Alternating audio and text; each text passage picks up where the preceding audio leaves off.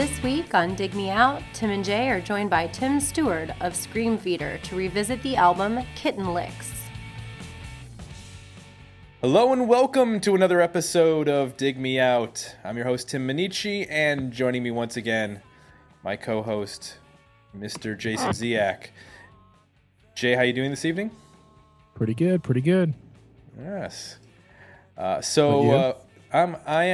good. This episode comes out 1 week after the book came out, so it's been an interesting week putting out my first book, and it's been fun. Got a lot of positive feedback. Looking forward to people actually reading it and seeing if they enjoyed it as much as they were excited for it. So, where are you going to put all that cash you're going to get? Well, I'm thinking about buying a hamburger, and I think I'm going to put my money that I'm making towards that from the book towards a hamburger. Oh yeah. Because while it is fun to publish on your own, there's a large chunk of money that gets taken out by Amazon. So, really, what's the breakdown? Let's see what I'm charging $12 for the book, and I think I'm making $4 per book. Wow. Yeah. People thought iTunes was bad. Yeah. Well, they do have to print each copy of the book. True. So that's their cost, and then I guess they have to keep a web page up and all that. So, but that's diverting us from our main topic. We have a listener suggestion. Our good friend of the show, Gavin Reed, he did some real legwork for us on this one, Jay, because not only did he suggest an album that neither of us were familiar with, although I'd heard the name before, and I'm pretty sure that back in the college radio days, we spun a tune or two by this band. But he not only picked the album, he then reached out to the lead singer of the band and said, hey, you should go on this podcast, and hooked us up. So joining us from, I'm going to mispronounce it, Brisbane, Australia. Did I say that correctly, Tim? No, not at all. Every single person always says that. Well, I tried. I mispronounced a lot of things in the show. You know where it comes from? In the film Jaws, there's a scene where the guy, I can't remember his name, but the scientist who comes aboard the boat, he says, I'm going to Brisbane. And I think from then on, everybody called it that. Is it Brisbane? Is that closer? Brisbane, yeah. Brisbane. Okay, good. Well, here, proper introduction. Joining us from the band Screamfeeder, amongst other projects, Tim Steward, all the way across the globe. It's 10:30 his time in the morning. It's 8:30 p.m. in our time. So he's literally a day ahead of us, experiencing the future while we're talking. So, thanks for joining us. Thanks for having me. Yeah, and so Gavin, this was actually an album that Gavin talked to me about well over a year ago. We had reviewed some other records that he suggested. UMI, he's our big Australian correspondent. We refer to him. We checked out a UMI record. We checked out what was it, Asteroid B612, I think. And he was pointing me in the direction of Screamfeeder for like a year, and he's like, you got to check out this album, you got to check out this band. And we finally were able to get it into the schedule, which is quite packed with bands every week. So I'm looking forward to this. We don't often get to talk to people from outside the U.S. Most of our interviews are U.S. based, so this is a fun change of pace. So for people who aren't familiar with Screamfeeder, Tim, can you give us a little bit of history about the band, where you guys formed, and how the members met? Sure. Well, you've got to go back 22 years to 1991. I just moved to Brisbane from a small town called Townsville, which is up sort of in the tropics, actually. And it was a kind of really exciting time for music. Like, it was pre-internet, of course, and there was a lot of what you'd call a real scene happening in Brisbane, with a lot of heavy sort of guitar, rock, kind of indie bands. And it was right on that cusp of, it was going away from the whole 80s indie rock vibe into the 90s pre-grunge kind of thing as well. So it was a really awesome time. And I just moved down here, and I hooked up. Well, I had a band already, actually, called The Madmen. And we hooked up with a girl called Kelly, who offered us her lounge room to rehearse in. And one thing led to another, and a couple of members fell away, and we got Kelly in the band, and we did some demos, and we changed the name to Screamfeeder in about 91. And so you guys, let me ask this way. How soon between you guys forming in 91, you guys released your first record, Flower, in 92. Was it a pretty immediate, like you guys were writing and recording right away, or was there a sort of a feeling out period with adding Kelly to the band and developing songs? No, I'd say by the time we moved to Brisbane, we were, moving full steam ahead. Like, I've always been a pretty, whip cracking, let's get to work kind of guy in a band situation. And, we've been writing and recording in that previous band for, 3 or 4 years already. So we had the momentum up and running. Kelly just sort of hopped on board the train, and we already had maybe a dozen songs that we were ready to demo or record. And so we just hit the studio and did it within a few months. And then you put out 2 records on Survival Records. 92's was the debut Flower, and then 93, Burn Out Your Name. Now, at that time, I'm sure what was going on in the U.S. with Pearl Jam and Nirvana, those sorts of things were happening, and that was sort of impacting not just the U.S. music scene, but around the world. How conscious... 92 is about the time that Nevermind came out, which was sort of the big album. How conscious were you of what was going on in the U.S. in terms of the alternative music? Because it seems like there was a parallel between the rise of alternative music in Australia as well as in the U.S., where that wasn't really happening in the U.K. It was more built around like the Manchester scene and more like the dancey bands at that time before it got into like the Britpop sort of in the middle of the decade. So were bands like Nirvana and Pearl Jam breaking through in Australia?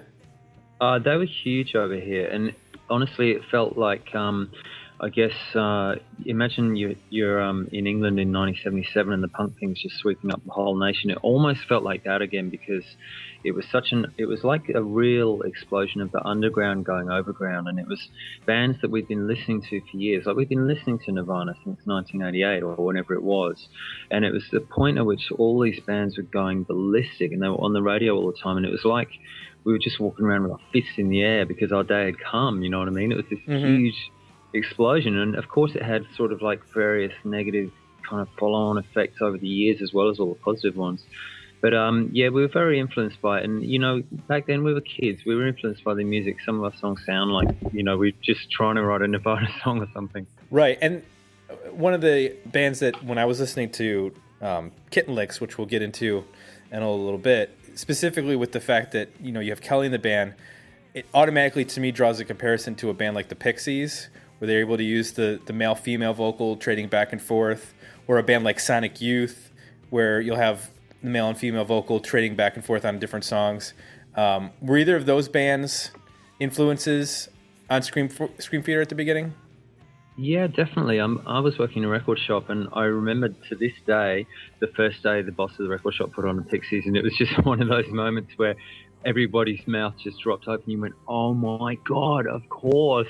And you got the dynamic thing. I mean, that's where Nirvana got the whole dynamic thing from. And the male-female thing was just awesome. And it was like weird in the Pixies because you couldn't tell which one was which. Like Frank Black's voice was actually higher than Kim Deal's. And it just sort of fell in naturally for us because Kelly, had songs and she was into doing harmonies and whatnot. So it just sort of opened the floodgates in a way. So in 95, you put out, and I'm going based on Wikipedia. So if there is any incorrect information that you can correct me at any point. You put out Fill Yourself with Music. You changed labels from Survival to Hypnotized label. And then in 96, that followed that up with Kitten Licks. Kitten Licks recently not recently, but I guess a couple years ago, got re-released with bonus tracks. Yeah, we did that ourselves, actually.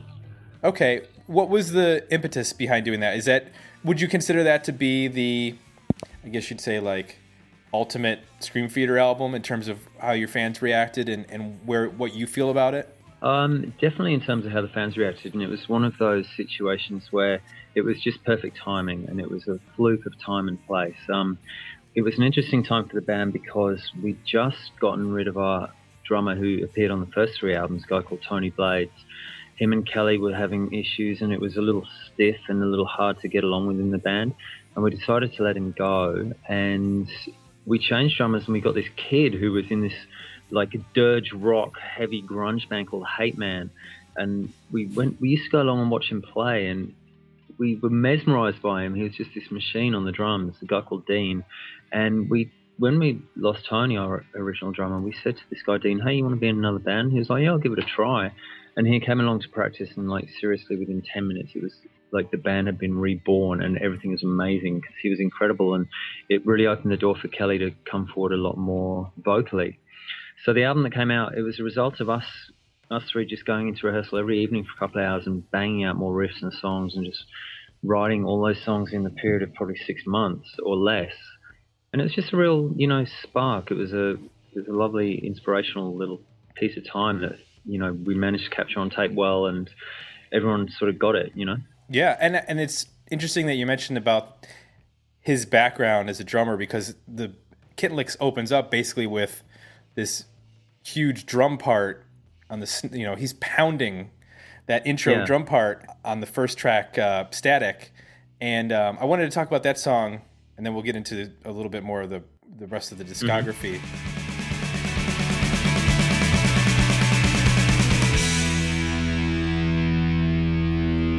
I'm gonna build a radio with static from the stars and broadcast at a frequency you'll pick up in your cars. I'm setting out on airwaves where I will feel right at home. I'm gonna call it nothing, 'cause you don't need to be known to be known. My signal will get lost in all the white noise floating by. It drifts above the cities, invisible in the sky. And if I transmit long enough, someone will roll through the dial, and they'll stop on some static, and they'll listen for a while, for a while, for a while, for a while.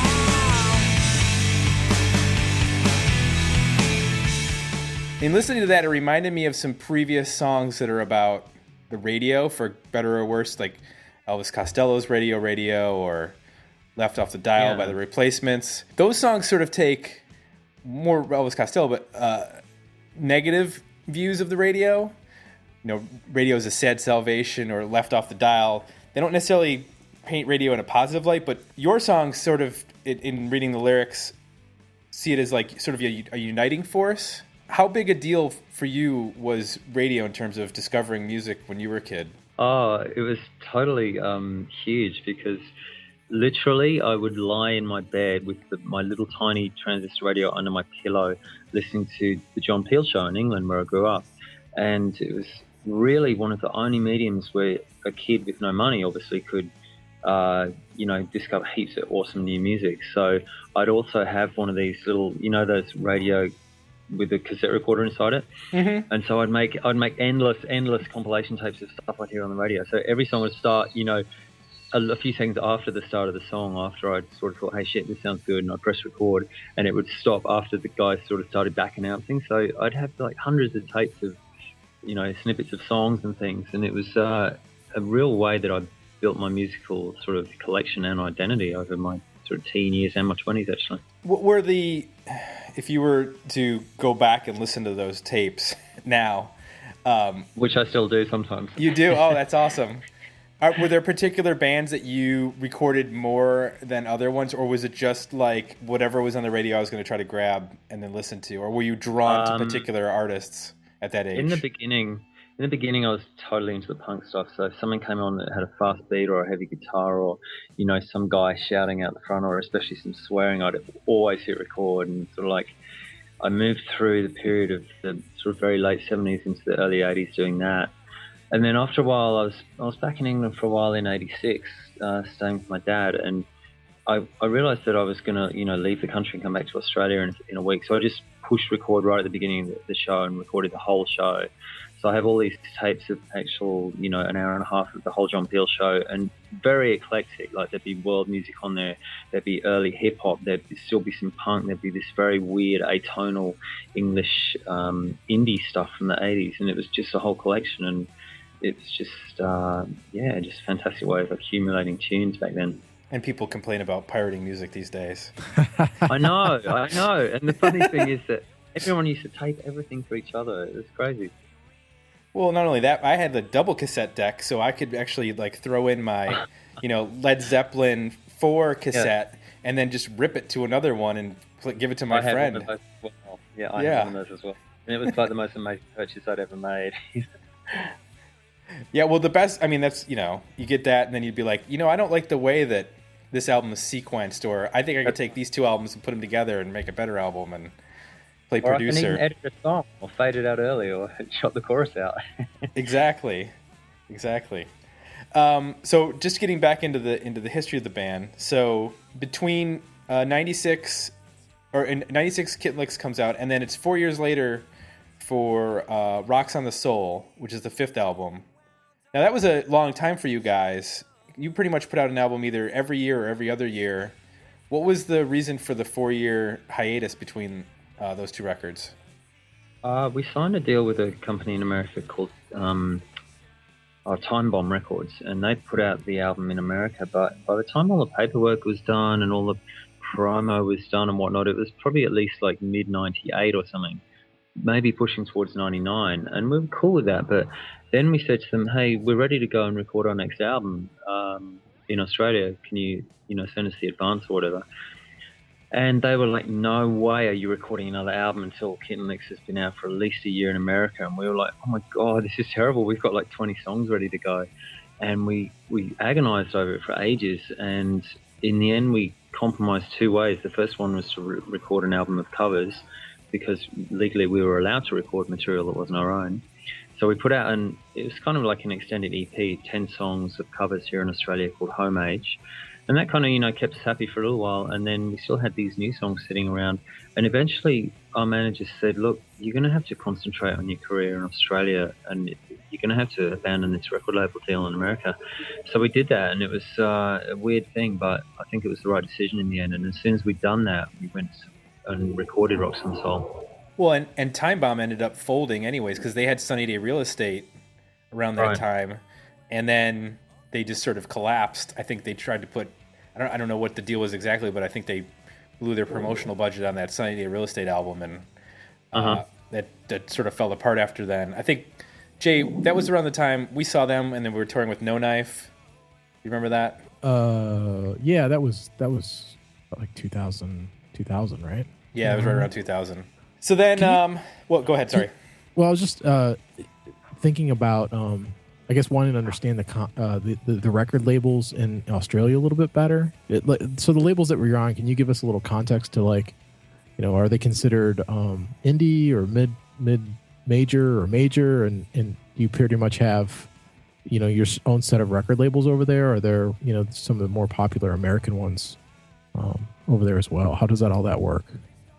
Well, in the time we were talking about, like 90s, 2000s, whilst people were still buying CDs in quite good quantity and things like that before everything started collapsing, there was a record label called Shock, and they were the big indie label in the country. They just had a huge office, and they released a lot of stuff. They had a lot of small subsidiaries, one of which was Hypnotize, which is the label we were allocated towards. So they were a great label. We had a 5-album contract with them, good recording advances and things like that.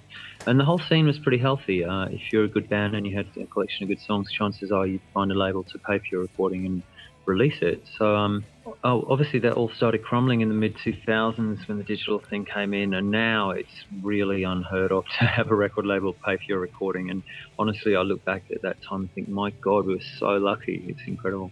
So then 2003, Take You Apart came out on Rhythm Ace Records. And is that considered basically the last? I know there was I think you put out a compilation, the Cargo Embargo compilation, but is that considered the last Screamfeeder full length? Yeah, that definitely was the last full length album of original material. After that, we did an EP in 2005, and plus we did a collection of singles and also rans, which came out in about mid-2000s as well, plus the Cargo Embargo thing. So, honestly, ever since 2005, we've been trading on the back catalogue pretty heavily. But you've been busy, though. You put out a solo album in 2006. How does it end? And then you put out albums with We All Want To. Is that correct? In 2010. Yeah. Can you talk a little bit about the difference between recording on your own and then recording with Screamfeeder? Well, again, I look back and think, God, wasn't it easy and wasn't I lucky? Because recording with Screamfeeder was simply a matter of going to the studio for 2 or 3 weeks at the most, banging out the songs, mixing, 1 to 4 songs a day, and everything was easy and great, and the songs just fell into place. That was mostly back in the days when you'd be mixing on tape as well, which is kind of a really quick and awesome way to record. I did my solo album, and that was agonizingly long because I did have the luxury of, spending weeks making a mix on the computer or whatever it was. So that was a hard one. I released an album by a band called The Watts, which I was in, a 2-piece band, and that was a fairly quick affair. That was fun.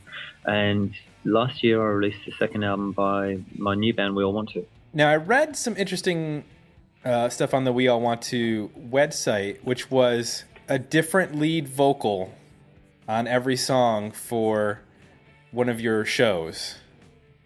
Yeah, we did that 2 weeks ago, actually. Okay. We decided that we needed to broaden things a little and step out of the pub club circuit, and we put on a show in a theatre where we invited a singer from different Brisbane bands to perform one of our songs. So we ended up doing 17 songs. We got 17 different singers in. And it was amazing because everybody involved really brought a lot of personality to the song. They put a lot of effort in, they learned it, they performed well, and it was very diverse. Like, we had a performance poet doing a song, which is, usually a fairly big rock song, and he did it in this very subtle, downbeat kind of manner. And we had girls singing guy songs and guys singing girl songs, and it was an amazing night. It was so fantastic. What were the practices like for that? How do you coordinate getting all those people prepared for that sort of thing? It was a nightmare, and we were so under-rehearsed. Like, seriously. Most people were able to, probably about 3/4 of them were able to make it into one of our rehearsals for, 20 minutes, half an hour, and run through the song a few times. And that was fine. I mean, the beauty of it was that every person only had to learn one song, so it wasn't actually that difficult. And for us, it was easy because we just had to stand back and play, and the worst that could happen was we might have to, pitch a song differently, play it in a different key or something like that. So in one way, the logistics was hard, but musically it was actually quite easy. Well, that's a good segue. You mentioned about pitching a song and the keys and stuff like that. Getting back into Kitten Licks, because one of the things I wanted to ask you about is, in terms of songwriting and then deciding, I'm not sure if there's a deciding point, but when you're figuring out who's going to sing songs, is it based on who wrote the song? Or is it based on whose vocal works better for the part, or who can sing it? In Screamfeeder, it was always who wrote the song, because we never played with capos back then. So I'd write the song and it'd be in a key that I was kind of comfortable with already, and Kelly would do the same. In We All Want To, we've abandoned that, and we never really decide on the final key of the song until we work out who's going to sing it. So there's been quite a few cases where I've written a song and Sky's ended up doing the lead, or Sky's written a song and I've ended up doing the lead, and we've only nailed the pitch, right at the last moment before recording, probably. Interesting. Okay. Do you find that kind of changes the feel of the song when you kind of shift the pitch around like that, or does it kind of all work out? Well, it's funny because we always use capos, so the various notes and the feelings of the chords always remain the same. Yeah. We wouldn't play a song in one bunch of chords and then just shift the chords. We'd always capo up. The other thing is, I guess when you go higher, something sounds nice about going higher up the neck, and so if we have to raise the pitch, it's always kind of a pleasant experience, because things always sound a bit more lively higher up for some reason. Occasionally, we've got this one song at the moment which, when I wrote it, I started it in D, and then we brought it back down to C for the bang, so it was too high. And I'm just still suffering from it, and I'm going to have to drag it down a notch or two again, and we're going to have to relearn it down a little further and work out how to do it and stuff. But yeah, it's nice to be able to have that sort of flexibility. Is that something that you were even aware of at the time you were in Screamfeeder, that that you could do that? And I've just found it, being a musician myself, that's something that hadn't even occurred to me, until I was a little older and a little bit more mature and talked to more people, that you could even do that. When did you realize that? that you I guess could? it was. I guess having never used capos back then, it was. I was still aware of it because I knew that if I played, on the high E string, if I played the 3rd fret G with that ding, I knew that that was pretty much as high as I could go vocally. And so when I'd write the song, I'd sort of test it and make sure there was no points where I went above that. And if it did, if it touched that, I'd be aware that I'd have to really scream it to get up there, Right. So I sort of had that subconscious sort of thing of making sure it was in that right region between the sort of G string and the high G on the E string. Right. So you really became comfortable with like understanding where your limits were and making sure that, you went right up to the edge, but you never pushed yourself. But the problem is that in the ensuing 15 years, my voice has dropped heaps. And we did a gig about 2 years ago. It was billed as our final show, even though we've gone and, proved that to be false at least once since then. And we did all the old songs, and my God, it was impossible singing some of them because I just can't get up there anymore. It was really hard. Yeah, speaking of not final shows, you opened for Bob Mould when he recently went out on tour. Can you talk a little bit about that, playing with him? Because I hear a lot of Husker Du and Sugar influence, especially on this record with the guitar playing and the use of noise in certain aspects. What was it like playing with them? And I guess the follow up would be, is Bob's music an influence in any way on you? It's a huge influence because I think around the time of, God, it must have been the mid-'80s, probably, 84, 85, I just stumbled across Zen Arcade in a record shop in England, and I took it around to my friend's place and put it on. It was like, oh my God, this is like taking punk in such a massive leap forward. It's become more intense, it's become more melodic, it's become faster, it's become better songwriting. And apparently my friend took it around to this party where there was some people tripping, and they were like losing it over this Husker Du album. There's sort of psychedelic elements in it as well. And so they become, a huge influence on me. We used to listen to them incessantly in the late 80s. And obviously things like the guitar playing, it's not rocket science, but he's just got a whole lot of licks which are very cool and very sort of catchy and things like that. And I think it was 1992, or it was possibly 91, Bob Mould toured Australia solo for the first time, and we supported him then. And when we got offered this show, it was just too much to resist. I called up the guys and said, look, I know we've done our last show, but this is going to be fantastic. And they were like, yeah, let's do it. And so we rehearsed twice, and yeah, it was just great. Like, we played a great set. Everybody loved it. Bob Mould was amazing. He did about 10 Husker Du songs, so it was a good one. I mentioned the guitar playing. Do you, I remember, or in listening to this record, there were a lot of guitar elements that stuck out, whether it was hearing a little bit of like some Sonic Youth style harmonics or I guess you'd say the Nirvana-esque, overdriven stuff. Do you remember what your setup was in terms of your guitar rig at that time? Which time in particular? For Kitten Licks. Kitten Licks, I had a Marshall Super Bassman head into a quad, and I was just running the 1 amp, and I'm pretty sure I had a Music Man guitar with an active pickup in it back then, and I was just using an MXR Distortion Plus, which is the famous like Husker Du distortion sound. Mm-hmm. And has that changed over the years? Well, I ran with the MXR for at least a decade until I kind of got to the point where I found it a little limiting. So I've always toyed with other pedals and other amps, but I'm just such a non-gear guy. I'm really lazy with gear. I just haven't got the money to buy heaps of gear. So I'm just always a bit of, I'll run with what I've got and make the most of it kind of guy.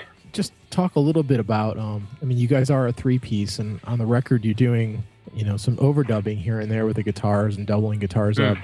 Just talk a little bit about, being a 3-piece and some of the challenges in that, both from a recording standpoint and also from a, trying to present that live. You know what? I think there's virtually no challenges. Being 3-piece is the most awesome lineup because everybody gives each other the space sonically, physically, etc. I played the recent Bob Mould show with 2 amps. I had my Fender Deluxe and a friend's Fender DeVille, and I had them cranked. And the sound guy wasn't complaining. You know, everyone could hear themselves still. And it's just in the studio you can sort of you're free to do whatever you want, of course, and to make it a bit thicker and a bit more involved. But the nature of being a 3-piece is that all your songs are going to be fairly simple anyway, fairly straight up, because you've got to just be able to strap on your guitar and play them together.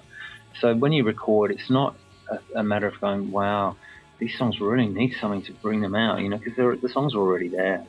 Yeah. One of the things that I like about the record a lot is there's a lot of shifts in tempo, and it's constantly reinventing itself. One of the points where I really like is Dart, which is the 3rd track, has kind of this sing-songy kind of, I don't want to say simple melody, but it has this very sugary melody to the chorus. But then the next song, Bruises, is like 1:40. It's a very punkish. I think it's in terms of getting close to Husker Du territory as you guys get on the record.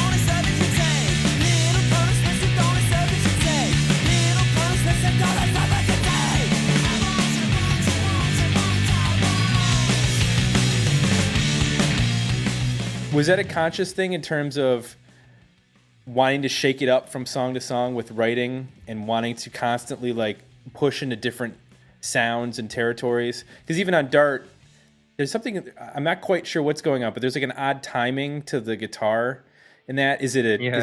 What's going on with that? The Dart thing's hilarious because when we were at practice, you know, we always have these discussions, as I'm sure most bands do. Oh, how about if we do it like that? And then one guy just goes off on this huge tangent, and he's sort of like pushing the band, and the band's like struggling to keep up with him, and he's going, what if we do this? What if we do this? And everyone's trying desperately to follow him, and, you know, 40 minutes later, he gets back to the very same point on the circle that he started from and goes, I think that's how it should be, guys. And everyone's like, oh, you bastard, you know, you've just put us through the ringer for 45 minutes and you're back to the start. But with Dart, I think we did a lot of that, and we tried to turn the riff around and stuff. And Dean just kind of did it on the drums, and we kind of just followed him, and that's how it became. But still to this day, the little point where he turns the beat around always trips me up, and I'll still make a mistake on it, even though I've been playing it since 1996.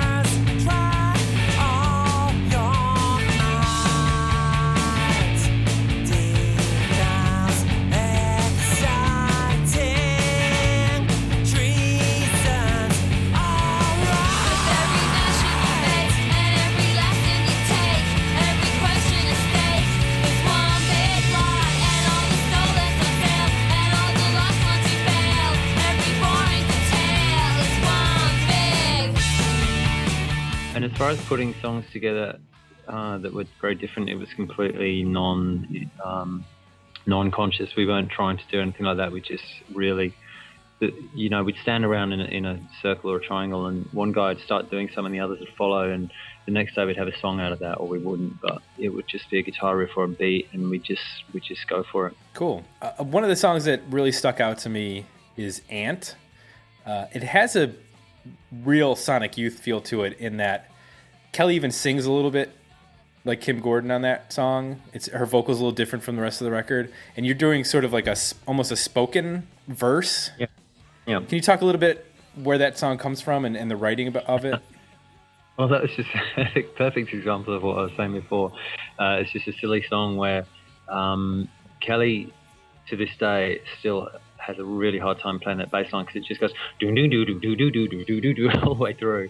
And Dean, she just started doing it in practice one night, and Dean put this nutty beat to it, and I thought, there's nothing I can play over that, absolutely nothing. So I just made up these really dodgy jazz chords and just played it very sparingly, and I thought, there's nothing I can sing over that either, so it had to be just a shouted or spoken kind of thing. And then I kind of managed to get everyone to sort of lock it in for the chorus and go to a 4/4 and go to a chord progression and things like that. So it's just one of these silly ideas that became a song. I didn't do it, so she got a rope, tied me to my chair to keep me there. I will be good, I will be good, I will be good, I will be good, I will be good, I will be good. Sit down, sit down, sit down, sit down, sit down, sit down, sit down, sit down, sit down, sit down, sit down, sit down. I am a businessman, and there's no time in business land. The sky is blue, and I'm an ant. I know I want to, but I know I can't. Well, it's nice because it provides a different, flavor to the record. I think that's one of the things that I really like about the record is there's no songs that repeat in terms of their style or their emotional output. It's a very much this song has a real punkish feel, and then this song has sort of an art rock feel, and then you get to, especially in the second half of the record, and I wanted to ask about Helen's theme. It's kind of an odd track in that it's basically half the song is a drum track and then half the song is a piano track. Where did that come from? Was that a studio experiment? Pretty much. The drums were just the beat from Dead to the World slowed right down, and that was back when we recorded to tape, obviously, so you could do things like that. And as soon as the engineers switched the speed down, everyone was like, "Oh man, that sounds amazing," because it was really deep and boomy. The piano we'd had sitting around since we recorded Burn Out Your Name, and we'd just never used it before, so we just sort of collaged it in. Cool. So the version of the record that we're listening to that's available on Spotify has 19 tracks. What was the original release? What songs were contained on that, and how many of these were added? Well, that was the 11-song release, which is pretty much the first, it's the first 12 songs you got there minus Helen's Theme, because Helen's Theme wasn't catalogued as a track, it was just slipped in between, I think it was on the end of Ant, actually. So, yeah, it stopped after Pigtails on Rock. That was the last song on the record. Okay.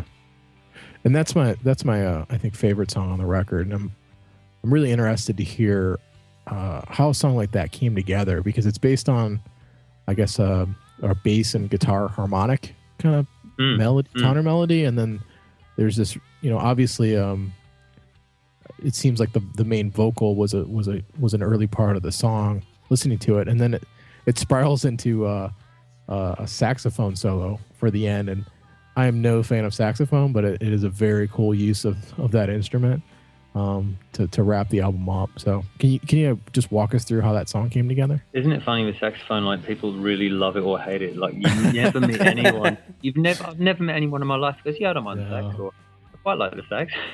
No. Like, I'm a huge fan of the saxophone, and for me, yeah, that saxophone solo on the end is just brings goosebumps to my skin, kind of thing. But the album, the song again came about of us standing around just jamming and playing the harmonics and getting a beat around them and things like that. The lyrics, I'm pretty sure, were the last thing, the icing on the cake, almost like an afterthought, because the music was so cool. And I was playing in a drop G tuning, so it's E G on the bottom strings, which is a tuning I got off Tim Rogers from UMI, and it just makes it very easy to skate around the neck and play heaps of open stuff and play very minimal chords, and everything sounds very full, Yeah. So it's fairly drony, and it's a really easy song to play, and I love it myself. It's definitely one of my favorites as well. I love the tempo of it and how restrained you guys stay. Was there any points that do you have any struggles with that? I know sometimes it can be difficult to play at that sort of very kind of a slower tempo and very methodical sounding? I guess we're really lucky because Dean's he's just a real metronome on the drums. I mean, live he doesn't metronome, he goes pretty fast, but in the studio he's really good at sitting back on the beat. I don't do it with a click track from memory. But yeah, as I said, he came from that background of playing this very slow-core kind of band. And we were all really into groups like Scene and Bitch Magnet and Codeine and those very restrained bands. So it's nice to sort of put that influence in there. Sure. You mentioned that this was written sort of standing around.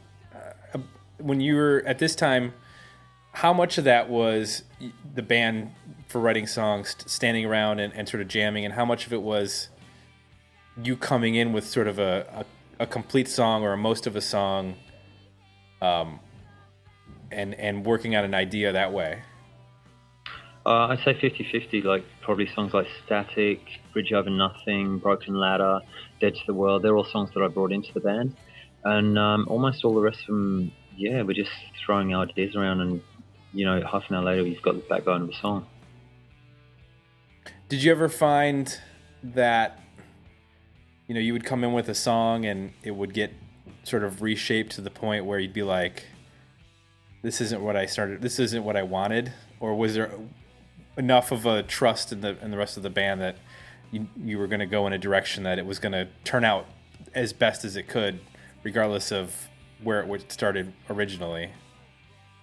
There was definitely that trust there, and going back to the three-piece thing, all the songs were fairly straightforward, and there was definitely a very economical thing going on where there was no extended periods of instrumentation, there was no real guitar solos for very long, there was tight endings, tight beginnings. So really I could bring a song in and be fairly sure that it would emerge fully formed 90% close to what I had it, In We'll Want To, however, it's a real different story because honestly, some songs I bring in and it might take way longer to put the song into shape. Like there's some songs we've wrestled with for months actually, and they emerged like radically different from what I had, but I'm always happy and I always feel that they're better and everyone's input has been a great positive thing.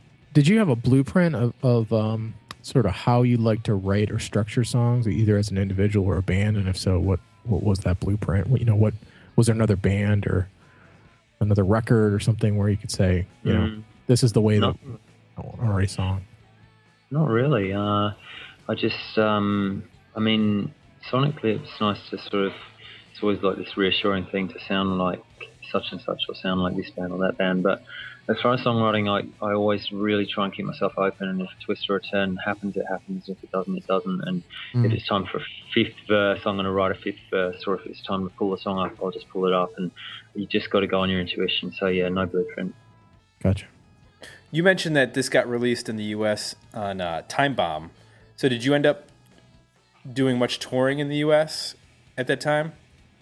We actually didn't do any. What happened was that it just kind of stagnated for a while and nothing really eventuated. But what also happened was in 1993 we got Burn Out Your Name was released on Tang in Boston, and we were all set to go on tour. We were going to go and play one of the early South by Southwests, and there was this really strange situation where we were we didn't actually have our stuff in the bags, but we had our bags packed ready to go kind of thing. And in the end, the guy at the record label, his credit card bounced or something. We didn't get the air tickets and it just fell through, and it's a real disappointment for us. But, disappointments happen in a band just as pleasant surprises do, so it's just part of being in a band. Right. And you did end up playing South by Southwest eventually, right? Yeah, I think it was in 2004, maybe something like that. Right, because actually a friend of ours who's a music journalist, Chip Midnight, I think he interviewed Kelly at the 2004 South by Southwest. He posted something on our Facebook page about that. What did you say his name was? Chip Midnight? Chip Midnight, the best name in rock and roll. That's awesome. Wow. Yeah, that's pretty spectacular. Cool. So you put out the We All Want To record in 2010. Are there plans for another record, or are you planning on doing more solo stuff? What's in the future for you? Well, that was the first one. We put out the second We All Want To album in September of last year. So okay. We're still working that album. We're going on tour. We've released an EP from it. We've actually We've actually got a promo EP being promoted on the radio in America at the moment, featuring one of the songs from it. So yeah, we're gonna, spend the rest of this year doing a bit more touring and writing some new songs, and look at recording the third We All Want To album next year. Are there any plans to do deluxe releases with any of the other Screamfeeder albums? I know I read something on, I think it was the Screamfeeder website, about getting some of the back catalog back under your control. Well, yeah, that happened in 2009, and that was the impetus for doing the Kitten Licks thing. Like, we actually got control over our entire catalog back from all the various labels, and it was a momentous occasion because all of a sudden, A, I had all these boxes of CDs in the house, and B, I could, administer the iTunes, the Bandcamp stuff all myself. I could just handle everything, and it was this really great take back of power, because really the people who had the albums had gotten to the point where they weren't obviously concentrating on them anymore. So It was just nice to bring it all back home. And as far as deluxe editions, that's a tough one, because I was inspired to do the Kitten Licks one because originally we planned to do one gig in Brisbane playing Kitten Licks in its entirety, and the vibe and the reaction to that went so ballistic that we thought, my God, we've got to make a national tour, and why don't we do the album? And it was fairly easy, but you got to sort of assess whether there's real demand for the other albums or whether it's just going to be a lot of expense. It's a hard one to sort of work out, actually. And as the years go by, it's, probably less and less likely. I do want to do a compilation similar to Cargo Embargo of unreleased demo tracks that we haven't ever, done anything with over the years, because we've probably got about 20 songs sitting around which no one's really heard. And just out of curiosity, when you got the songs back and the albums back, was it a contractual thing where basically the contract had run out, or did you have to do some sort of negotiating to get those? Yeah, most contracts had run out, but there's always this huge element of goodwill where you have to say to the label, look, I'll take the stock off your hands, I'll give you $1 per CD or whatever it is. And yeah, you just got to be nice about it, and because in the end these people have spend a lot of money and you probably haven't recouped and things like that, but you're probably doing them a favor in getting rid of the box of CDs and taking it off their hands. So it's kind of win-win, but you've got to play it nice, Getting close to the hour mark, so this is a good time to wrap up. I know we've got the Screamfeeder website, which is screamfeeder.com, and then we've also got the We All Want To website, which is weallwantto.com. Anything else you want to mention as far as upcoming shows or releases? I know you mentioned that the EP was out for We All Want To, and it's here in the US. Anything else, Tim? Well, I guess that's the thing I'd like to mention. Yeah, we've got an EP out. The EP is actually called Sally Can't See, and it's a 10-track EP because, once again, we just couldn't limit it to 2 or 3 songs for radio. So we put a whole bunch of random collection of songs from, different We All Want To releases. But the song which is up first is a song called No Signs, and it's from our second album last year. So if anybody hears it or wants to hear it on the radio, please, make that call or make that Facebook hit or whatever it is, and help us spread the word. I think you got a video on the website too, am I correct? We do, that's right. Cool, and we'll post that up with this episode so people can check that out. Fantastic. Thank you. So I want to remind everybody, if you want to request an album like our friend Gavin Reed did, you can head on over to digmeoutpodcast.com for our request a review page. Shoot us an email, tell us what you'd like to hear. And Tim, thanks so much for coming on the show. And it took us a little while to figure out the time zones, but we got them straightened out, and this was a lot of fun. Thanks a lot. Yeah, it was fantastic. Thank you, guys. All right. For Jay, I'm Tim, and we'll be back next week with another episode of Dig Me Out.